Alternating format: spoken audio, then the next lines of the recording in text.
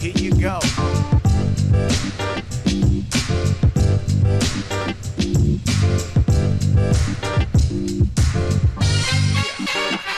Yeah.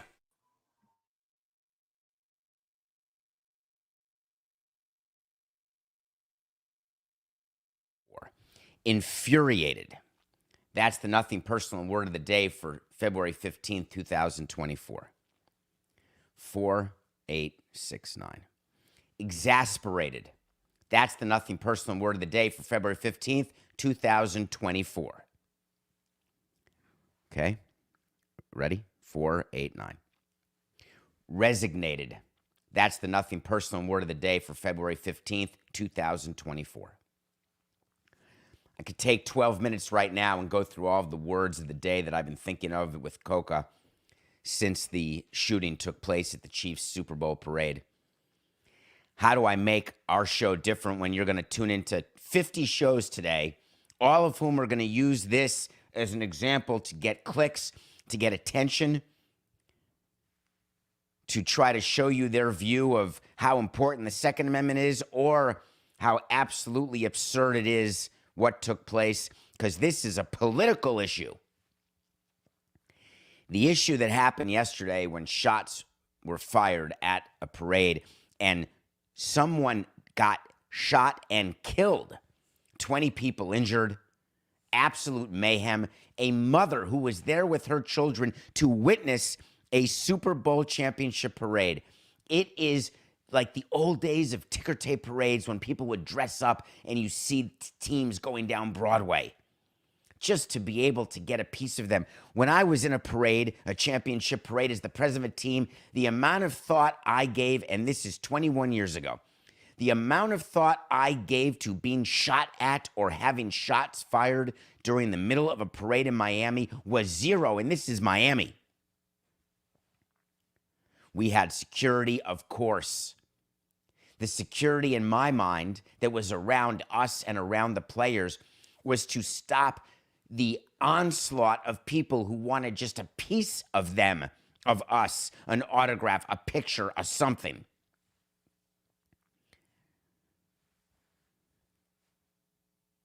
I couldn't figure out which way to go because I'm certainly not going thoughts and prayers.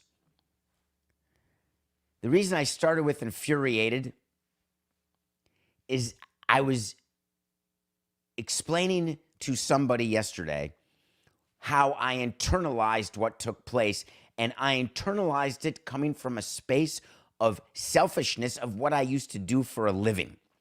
I couldn't look at it as a fan in Kansas City, as a player in Kansas City. I looked at it as ownership and the president of the Chiefs, and then I looked at it, how would I deal? What am I thinking about as president of a baseball team? I have gone through with you how I felt about the big events post 9/11, hosting World Series, hosting All-Star Game, World Baseball Classic, telling you that I'm happier at road games, telling you that I'm happier when I'm not responsible for the safety of others, telling you that the highlight of those experiences for me was when the last person was out of the parking garage.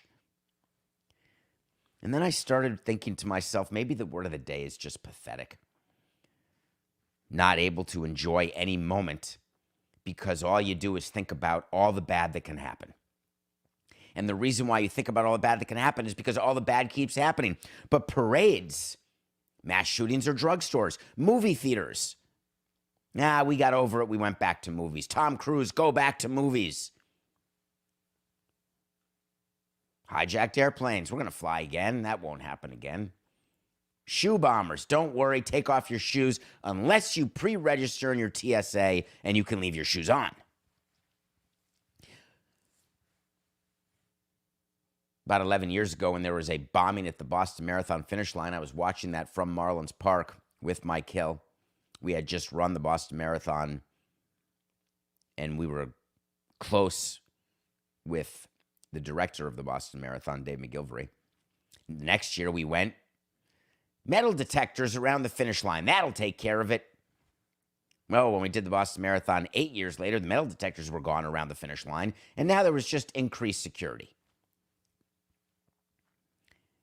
people take reactive measures to what happens. And then slowly things return to normal, quote unquote. Yeah, it happened once. That can't happen again. We're going to put up a cross. You see those on the side of the road with people get killed by DUI.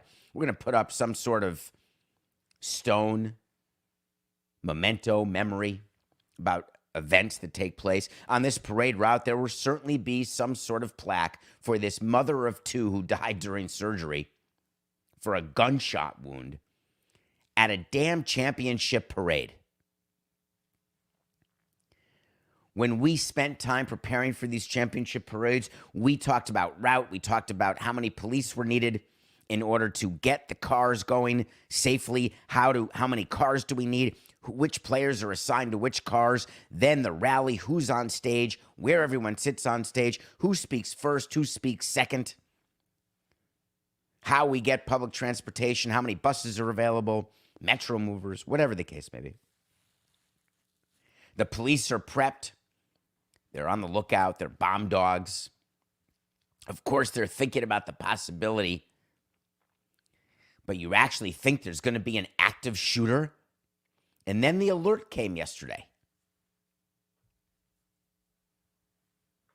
I don't want to hear that Kansas City has a lot of homicides. It's not safe. Not interested in that. I'm more interested in the continued defense of those who believe that guns are the answer. Hiding behind the Second Amendment. I am continuing to rummage in my head at 3 or 4 in the morning. I didn't even watch a movie last night. I just sat there. I sat there wondering to myself, is it worth it? Would I want to be in this business anymore? Do I want to talk about this? Do people watching Nothing Personal even care? Are they so desensitized that a shooting at a championship parade is just another Tuesday? We hear about it and then move on. Because it's true.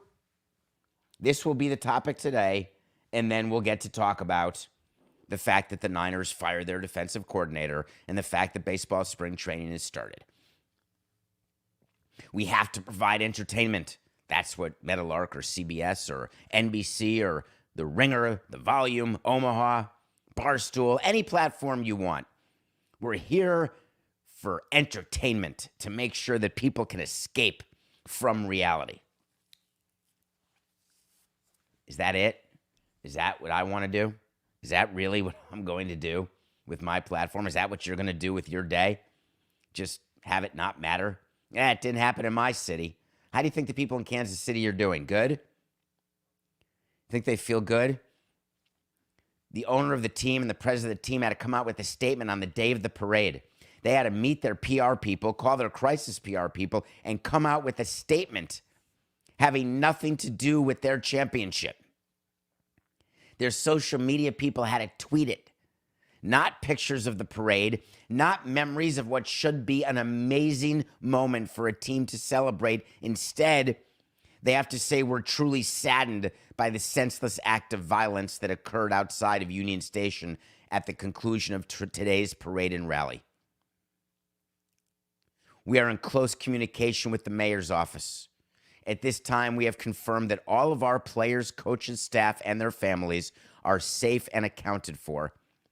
And I had a flashback, like a PTSD, to the frantic nature of the morning Jose Fernandez died, where there were 3 of us reaching out to every player on the Braves and the Marlins to see if anyone else died in the boating accident, or was it just Jose?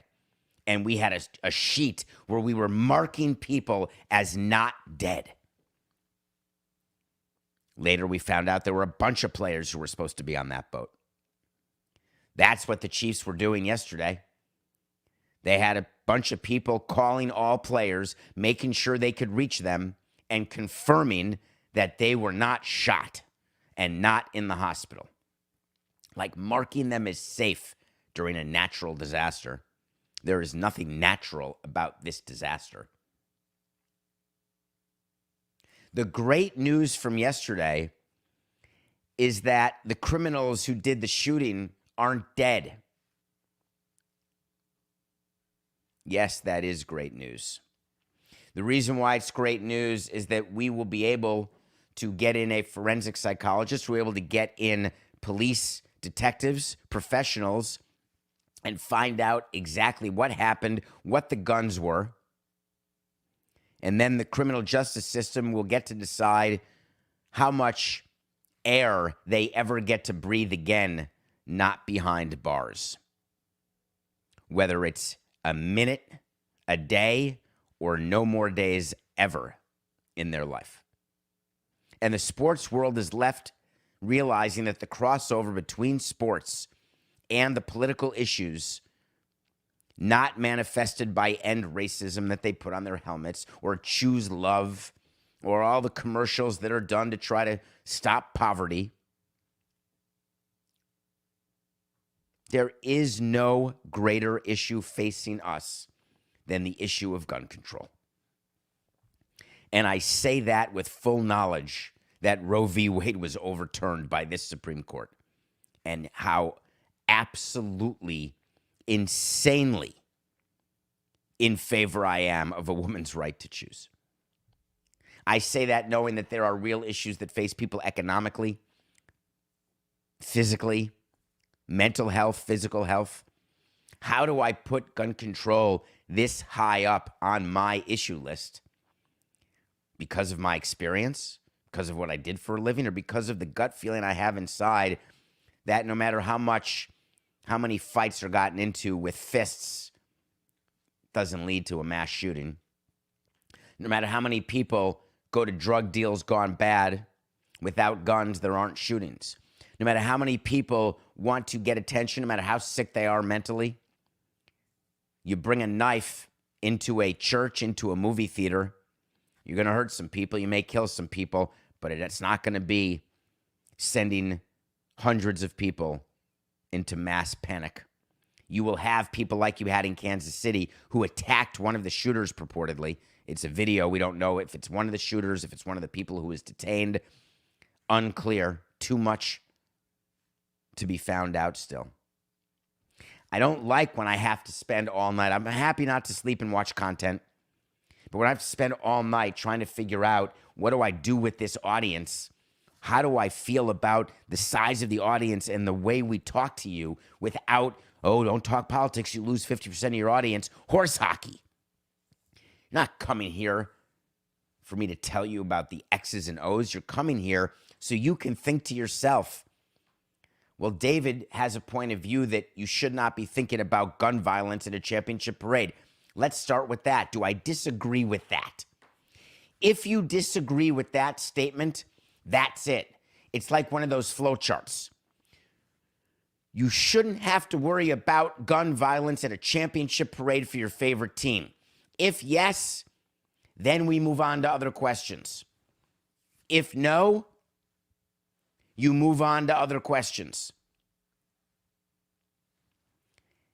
If you're one of the people who believes that you don't want to worry about it, great, let's keep going. How do you not worry about it? Now we get into another part of the flowchart. What is the right of people to bear arms? What does it mean? A well-regulated militia. Nah, let's not get into Second Amendment. Let's make it even easier. Does the Second Amendment say that automatic weapons should be easily gotten by anybody outside of a well-regulated militia? Or even inside, we could argue. Oh, you don't want to think that way? All right, I got a better one. In what world is it where people should have access to guns without proper holding periods, without proper licenses, without proper regulation? Obviously, no one can think that. But David, if you have people with access to guns of any kind, and they do it the legal way, they pass the background check, they hold on for the waiting period, and then they show up to a championship parade and start shooting at each other. How do you avoid that? What are we, putting metal detectors in front of everything like they did at the Boston Marathon? Should we have metal detectors the way we do going into games? We should have it for every street. You can't have a big gathering There should be metal detectors. We should invent something where the entire block is just a big metal detector. And then have people anxious about whether they can bring their vape and their lighter past it. All right, I'll give you the solution. Take the guns away.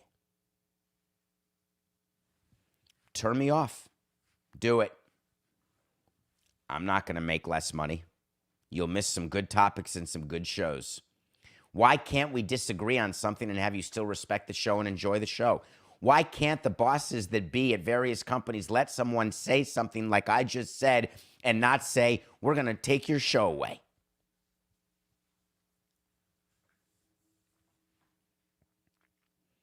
There's kids in the hospital today in Kansas City. All they were doing was watching their favorite team in a parade. I was thinking about a non-sports parade as well. Remember in Illinois, the non-sports, maybe it was a July 4th parade when people were shot in like a suburb in Illinois. They were just watching a July 4th parade. I guess parades are now going to be virtual. Maybe we'll use the Apple Vision Pro to pretend we're at a parade. Maybe the answer is in 20 years, no one will gather for anything. Everything can be done virtually. Is this the world we want? All of this happened 6 years to the day. Valentine's Day, the day for love. 6 years to the day after the Parkland shooting. For those of us who lived in Florida, the Parkland shooting is something you can never forget. You will never forget. For those of you outside of Florida, you read about it, and you say, wow, that's horrible, and then you move on with your day, past the Brussels sprouts. Parents of kids have told me at davidsamsonpodcast.com or told me in various places, just see me on the street. I've had people talk to me about this. The fear they have of their kids going to school. It happened in New York after the war against Hamas. There was a day that was rumored to be Hamas is going to get all the Jews. And there were people who wanted to keep their kids home from Jewish school or any school. We're not going to give these people any victory at all. I don't want to give any oxygen to the people who committed the crimes, to the people who start the wars. I want to give oxygen to the kids who live the rest of their life having survived this with a trauma that doesn't go away. You with your guns ruined it for someone else and violated my principal rule, live and let live. You want to have a gun? Shoot it at cans in your backyard. You've ruined the lives of all of these people in Kansas City. And even the people who weren't shot are traumatized, and God knows when they'll be able to go back into crowds. And it was a celebration of a championship.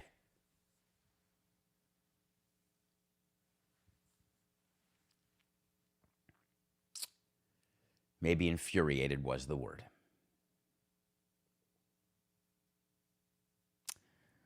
We'll be right back.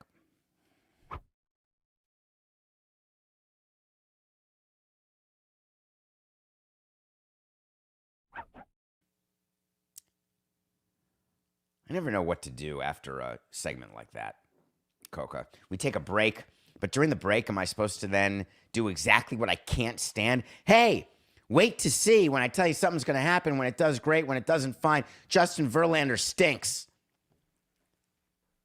I have these stories I want to get to because they're interesting. So here I go. Hi. I'm not doing the stroke test because I happen to feel totally fine right now. I'm David Samson. All right, since I'm doing that, I got to do it anyway, right? All right, I'm good. I'm going to do exactly what makes me insane. Pass the spinach. Man, Coca, it feels wrong. Justin Verlander yesterday, when the Mets reported, said, I don't feel so great. Shoulder's a little barky. I'm behind schedule. Do you remember what team Verlander plays for? He plays for the Astros, but he's getting paid by the Mets and the Astros. The New York Mets are paying him $20 million, and the Astros are paying him $22 million. So he's making about $42 million this year. And Justin Verlander has this contract that the Mets gave him, which included a player option for next season. But this type of player option is called a vesting option. It's not like a player option who can just say, hey, I feel like picking it up, I get to pick it up.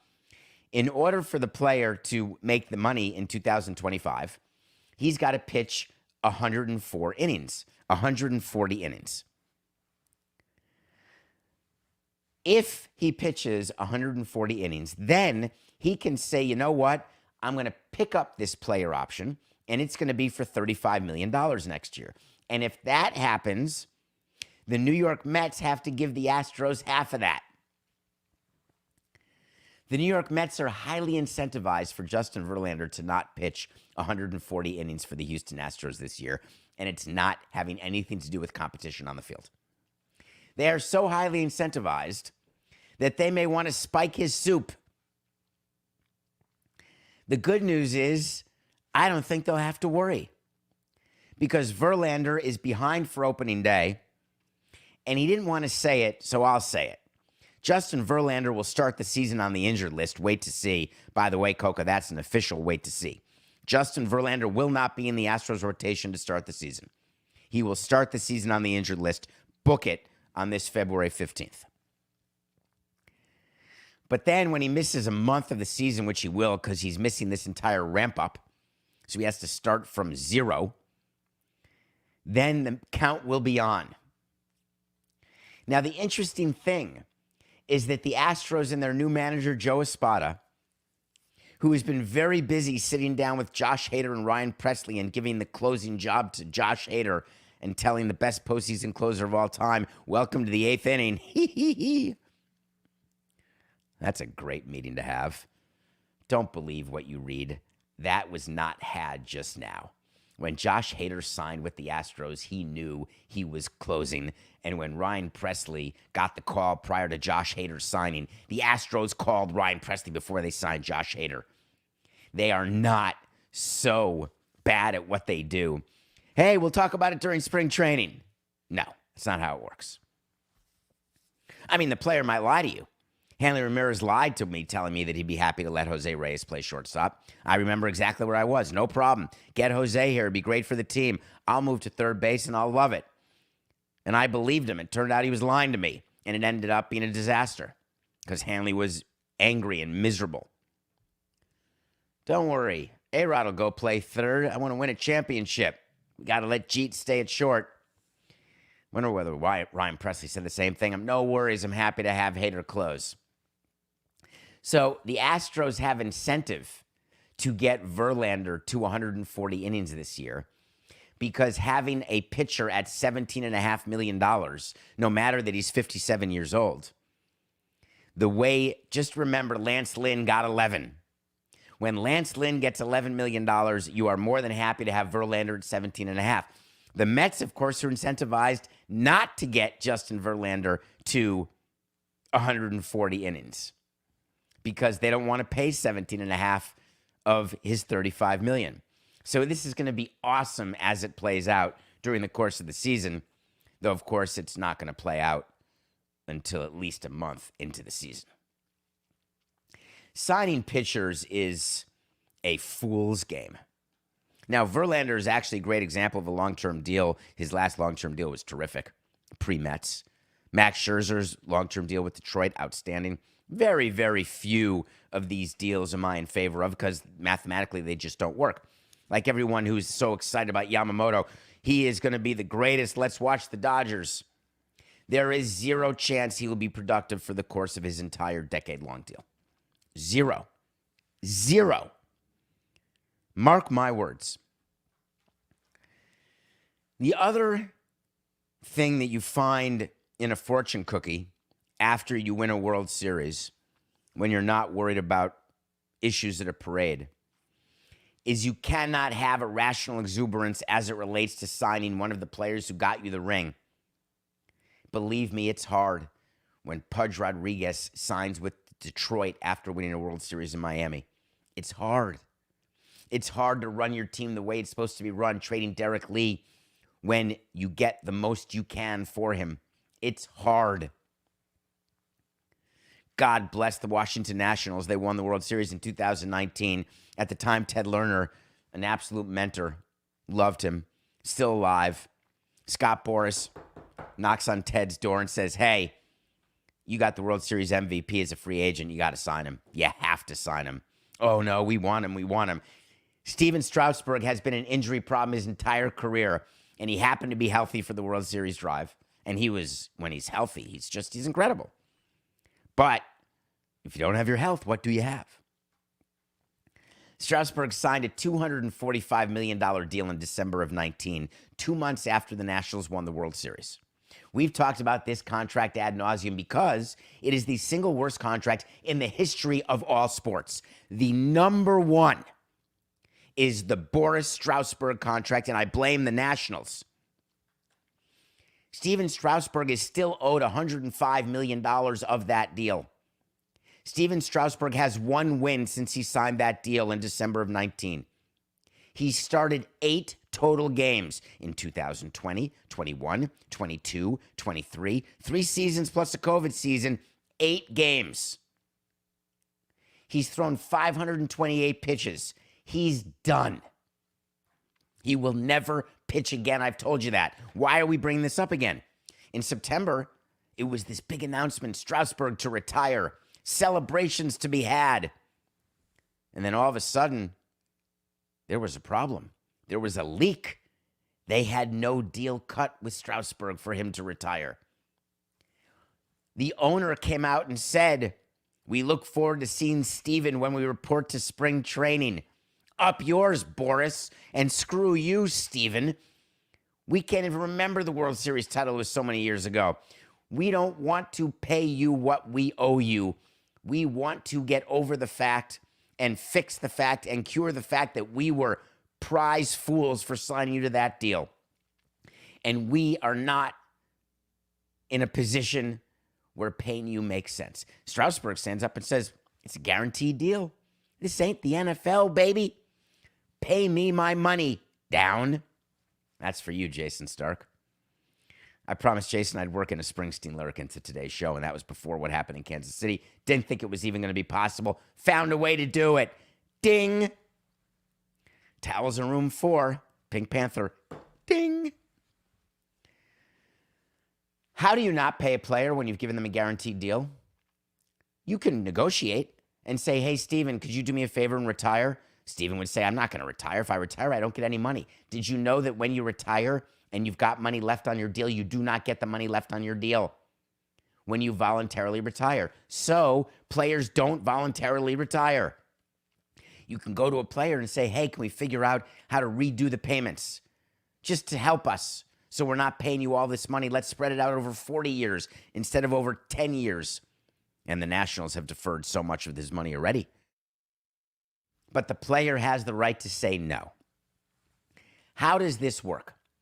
When you make an offer to a player to amend a guaranteed contract, the player goes to the agent goes to the union does a calculation.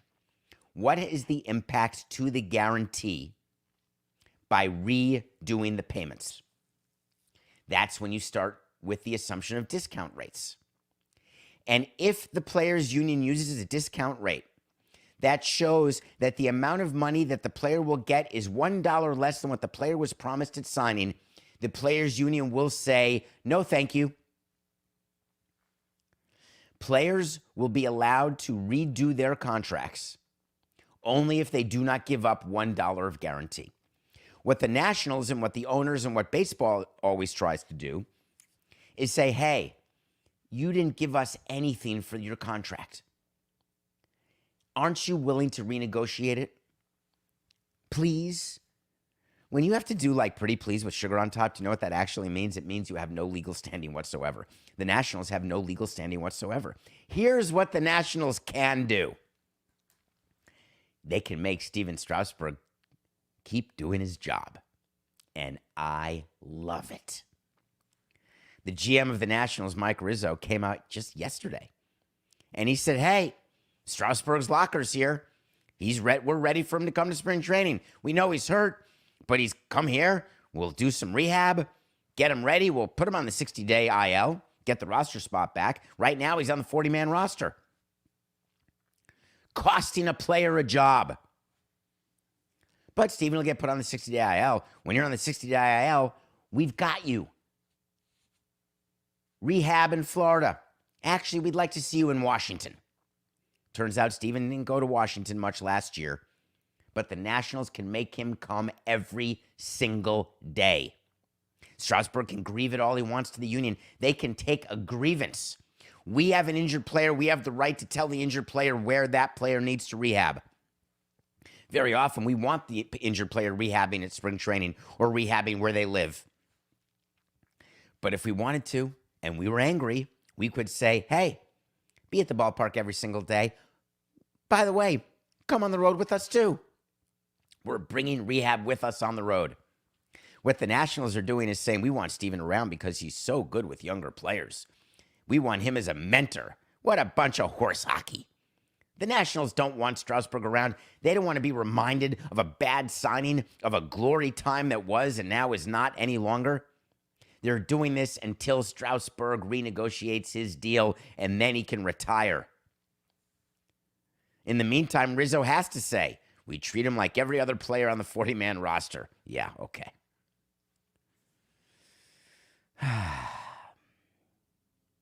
Let me tell you what's going to happen. There's going to be a settlement here because Stephen Strasburg is not going to show up to spring training. You cannot fine players for not showing up to spring training until like around my birthday, around February 26th. This is still voluntary, like the 14th and 15th and 16th. But there is a day under the CBA when players have to show up. And after that, you're allowed to fine him. But the fine, believe you me, it's a pittance. Stephen Strasburg could take one day of pay and pay all the fines and say, screw you, I'm not coming ever. Stephen Strasburg will not set foot in Palm Beach. It's simply not going to happen. Except in a retirement press conference announcement, which the Nationals, if they're smart, will do in Washington to sell some tickets and not do it spring training. So in the meantime, there'll be negotiations. If Strasburg and Boris are reasonable, which is about as likely as me dunking a basketball on a regulation size hoop. But there may be stools or trampolines involved, so you never know. So if a deal is cut, then he may come to spring training for a couple days, be a mentor, be in uniform, and then have a retirement ceremony as they thought they would last year. They'll have it this year. If they refuse to negotiate, then I hope the Nationals go all the way. I hope they make Stephen Strasburg show up every single day, go on every single road trip, and fine him to the maximum amount allowable under the CBA if he doesn't do his job. Do I blame Stephen Strasburg for taking the money offered to him by the Nationals? No. But you got the money. You knew that you were not. This is going to be controversial, Coca. Did you know that there are players who sign long-term deals who are able to pass physicals who know they're still hurt and are in no way going to be able to fulfill the terms of their contract? I'm just curious. Did anyone know that? Yeah, that happens. Bad on us, not bad on the player. How many of you try to get contracts from your employers when you have no idea what you're doing with the job, but you pretend you did? Oh, I know exactly how to use machine X, Y, and Z. Give me the higher hourly paid job. You show up and say, God, is there a manual for this thing? I don't begrudge you for doing that. Get what you can. So spring training is starting. Let's do a wait to see. Kevin Brown, not the pitcher. Remember the broadcaster who got suspended by the Orioles for telling you the truth about on screen and their performance against a team? And then it became such an absolute disaster. And then they brought him back, and I said to you, Kevin Brown is going to stay with the Orioles because they're going to sign him to a deal, and it'll be a really good deal. That was back on August 14th, 2023. It was just announced that that same Kevin Brown did sign that deal with the Orioles. Told you. Wait to see. Book it. So today is Thursday, the 15th. Happy birthday to those who celebrate. 11 days shy of Lawrence Taylor for me. I'm telling you, Coke, I do not think I'll be able to do a regular show on my birthday. I think it's on a Monday this year.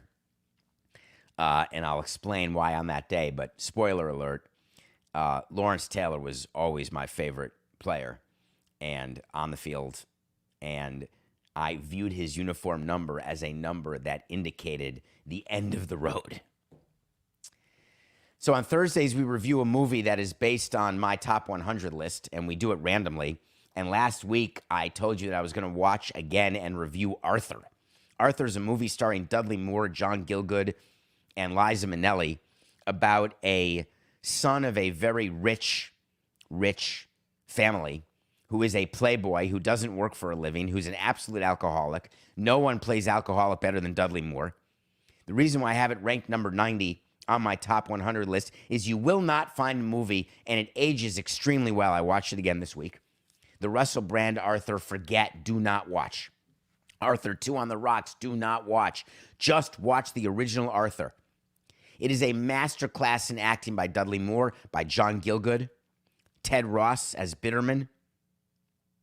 Makes you think about what you would do, how spoiled you may be, and whether or not, in actuality, it's not money that matters the most. At the end of the day, it's love. It's no surprise that I've been after love my entire life, thinking about it, dreaming about it, wondering about it, able to attain it, not able to attain it, thinking I attained it, thinking twice again about having attained it, totally screwing it up, being the master of self-sabotage. Plus, the theme song, Christopher Cross, it's the number one movie song of all time. Just watch it. Arthur, you're never say never. I don't think you're going to leave my top 100. All right, Coca, we need a number for next week. Thank you again to our Eric who did this number generator for us, so we get to choose what we're going to do next. All right, bang it. Yes! I'm doing this today. I will be reviewing next week my number 6 all-time movie, a movie that I want every single one of you to watch. If you haven't already, and if you have, watch it again. Shawshank Redemption. Boom. Number 6 on my list of top 100. And I have not watched it start to finish, I would say in 2 years, maybe 3 years. I will be watching it. Thank you, Coca. All right, let's talk about what happened last night in the NBA. Hard to imagine. There has been a player arrested for assault because of a pregame altercation. Last night, Detroit Pistons center Isaiah Stewart was arrested for assault for punching Drew Eubanks at the arena hours before the teams played. Remember how we started the show? No guns involved. Not a lot of death can happen. I mean, it can in WMMA, etc. But how is it that assaults that happen on the court are different than assaults that happen off the court? Is there some sort of strange Vatican-like presence that it's its own municipality once you're inside the lines versus outside the lines? How is it that Kermit Washington wasn't charged with the crime? How is it that in order to get charged for a crime for something on the field, you have to have a stick or a bat like in hockey? Remember that guy who was charged for that horrible slash to the face? Aren't fists? That's pretty much the definition of assault. Fights that happen during the game, you get suspended by Adam Silver. You don't get charged. I've always thought players should be charged. If you had a fight, remember the Michigan State? In the tunnel fights? Pre-game fights? Slap shot, the brothers fighting before the anthem? The Phoenix police issued Stewart a citation. They released him. But I started thinking to myself, what precipitated this? And I don't have an answer. We're going to find out because something's going to come out about this. Did Stewart get called something by Eubanks? Do they have some sort of past? Did something happen on the court? What do? We pretend we want to keep players apart under the no fraternizing rule. But the truth is, we want players apart. Do you remember when Oh, Coca, you're going to have to do this for me. Brain fog, it's the number 3 thing to go. There was a player who went into the outfield, Tommy Pham to Jock Peterson. That's my guess. When he went pregame and slapped him over some sort of fantasy football thing. How's that not a charge? Oh, it was open hand, no problem. The reason we keep players apart is that we don't want anything like this to happen. If it happens teammate on teammate, so be it. We try to keep that in the clubhouse. Generally, the police will not be called for a fight that happens in the clubhouse because we've had them, closed fist and all, but you really try to keep that away. But if you do things in the tunnel in plain view of the media or of fans or someone else, the police are going to get involved. Should there be a difference between on-court, off-court? My gut tells me there is no difference. It's the heat of competition, I'm told. It doesn't matter. Can you punch your coworker because you're in the heat of working on a very big project and you so vehemently disagree with the way this person is doing their job that you say, you know what, and you cold cock them? That's assault, and you're going to get charged. It may not make our show, but it's going to happen. Isn't it okay to live in a world where you can't just go up to somebody and punch them? Why? Is it such a far ride to the place where you just can't get a gun and use it to kill people? I don't know. It feels like it's the same highway, just different exits. The strange thing that happened is that Monty Williams, who's in the middle of a nightmare season for Detroit, nightmare. They may be the worst team in the league with a coach who's making a ton of money. He said that the thing is to get all of the information, and he's right. The NBA will do an investigation. He's right. For me to come here and make a statement would be irresponsible. He's right. I know the Suns said it was unprovoked. I think that's irresponsible. The Suns came out to defend their own player. What we're taught in the world of statements, not with nothing personal, because our statements will try to tell you what they should have said. But what we're taught is to come out and say, like the Suns did, the attack on Drew Eubanks was unprovoked and acts of violence such as this are unacceptable. We unequivocally support Drew and will continue to work with local law enforcement in the NBA. Nope. Matt Ishbia, that's not what we're taught. The statement that should have come out from the Suns, there is no room for this within the National Basketball Association or within our society. We will have no further comment until more information has been gathered by the NBA and the authorities. The reason why you see statements like that is that the NBA or Major League Baseball or the leagues, they don't want teams going against teams with statements. And the Suns statement, how do they know that it was unprovoked? Because Drew Eubanks obviously told them it was unprovoked. But that doesn't mean it was unprovoked. You don't see that often in an original statement by a team. They can say acts like this are unacceptable, bingo. But to unequivocally support Drew, are you sure? What if Drew did something very bad, very, very bad to Isaiah? Still doesn't make it right to be punched, but you got to be careful as a team.